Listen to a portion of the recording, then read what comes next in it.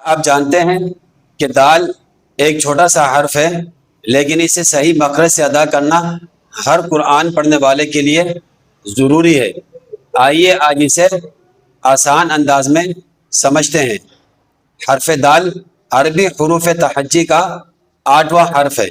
دال کا مخرج زبان کی نوک کا اوپر کے سامنے والے دو دانتوں کی جڑ سے لگنا۔ زبان کی نوک جب ثنایا علیا اوپر والے دو دانت ہیں اس کی جڑ سے لگے تو اس وقت یہ حرف ادا ہوگا۔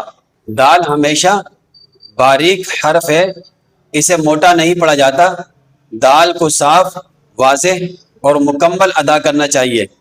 دال پر جب زبر، زیر اور پیش آئے تو اسے اسی حرکت کے موافق پڑھا جاتا ہے۔ مثال کے طور پر دال زبر دا، دال زیر دی، دال پیش دو، دادی دو۔ اور یہ دال حروف قلقلہ میں سے ہیں۔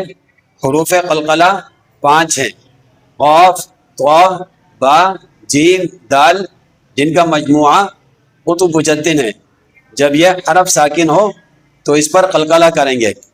مثال کے طور پر حمزہ دال زبر اد، حمزہ دال زیر عید، حمزہ دال پیش اد، اد عید اد۔ حرف دال قرآن کریم میں بکثرت استعمال ہونے والا حرف ہے، اس لیے اس کی صحیح ادائیگی سیکھنا بہت ضروری ہے۔